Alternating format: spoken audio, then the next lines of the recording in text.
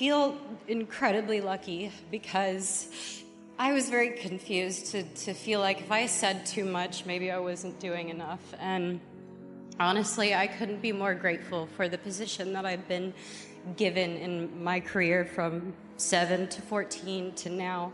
I want people to know that I respect the platform that I have so deeply because I knew that I wanted to be a part of something great, and I wanted people to feel great because I love people.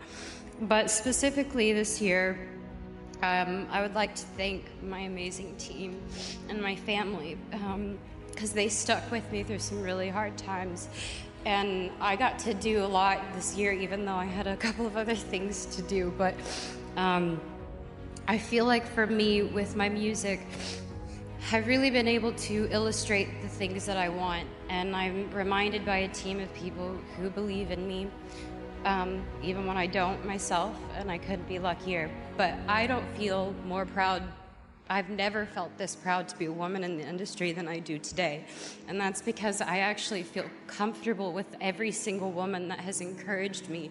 But how crucial it is that the voices that are being heard for the first time is so great. And I'm so grateful for all the older women who have lifted all of us up because I couldn't be here without any of you. So thank you for all of you that have inspired so many girls who don't feel like they have a voice. I am very, very lucky. I love you guys, and thank you, Billboard. Thank you to my team and my 4-year-old sister, Gracie. I love you. And thank you to these beautiful women. I don't know how I'll ever repay it, but maybe I'll make an epic album next year for you guys and everyone else. Thank you. And when I was 11, I had a casting director tell me that I wasn't strong enough to carry my own show. And I'm sure all of you have been told that you don't have what it takes and that you may not be good enough and you don't have enough people supporting you, and you're being told all of these things when deep down it's all you want to do. You want to be a part of something great. You want to make something great.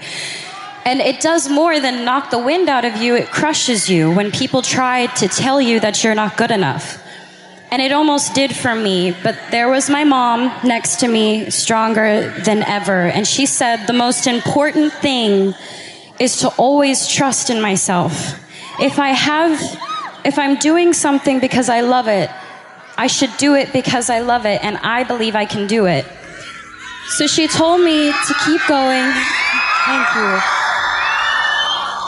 She told me, and she taught me to turn the other cheek and let the critics be critics, and let us just trust ourselves. So for me, thank you. 2 years later, I got my own show, and the first thought wasn't, oh man, that girl when I was 11 said I wouldn't carry my own show, and I did. I mean, I thought about that for a little bit, but I thought about what my mom said. My mom was like, you have to trust yourself. And I realized if I didn't believe that I could do it, I wouldn't be able to be here. I think I've been doing this long enough to realize that no matter what people perceive of me, I always shine through at the end of the day. Mm-hmm. So I've had a lot of people try to tear me down, sure, but I'm here. And I have always been myself, and I've always wanted that, and I've been graceful, and I've tried to handle myself with as much class, and it's only because I know how hard I work, and I'm not going to let any of that get to me. It's all on how you choose to live your life, because you can allow yourself... this life? Yes, I do. I choose to live this life, but I also choose to live it the way I want to live it. Because it's too easy to say that I want people around me that will tell me yes and think everything around me is perfect. Because I can have those people around me right now if I want. But I'd rather have people around me that tell me I don't look good, or I should work out, or that sounded stupid. You know, I like having real people that make me feel like a normal person, because then it makes it easier to be me. So, I don't know, I hope that there's more of that. I'd rather just have real people with me. When you wake up in the morning and you say, okay, a year ago I didn't think this or know this, what is it? How to love myself first. And not just in a relationship, in my everyday life. I give myself so much. I let people pull at me in every direction, and I want everybody to be happy. And eventually I would be in my bathroom sobbing right before I'd go on stage, and then I'd just put myself on stage, and I'd want to be there for those people. I never took a moment to just go away and be myself and figure it out. I kept pushing myself. And I think the biggest thing I learned is it's okay. I'm going to stop when I need to stop. I'm going to feel when I need to feel. And I don't care what comes with that or what people want to say. It's normal. I'm supposed to keep going, and that's all I want to do. There's a real difference with Revival, though, isn't there? Because it really reflects on a lot of what you've been through over the last few years, and there are some songs on there that have much more deeper themes. Right.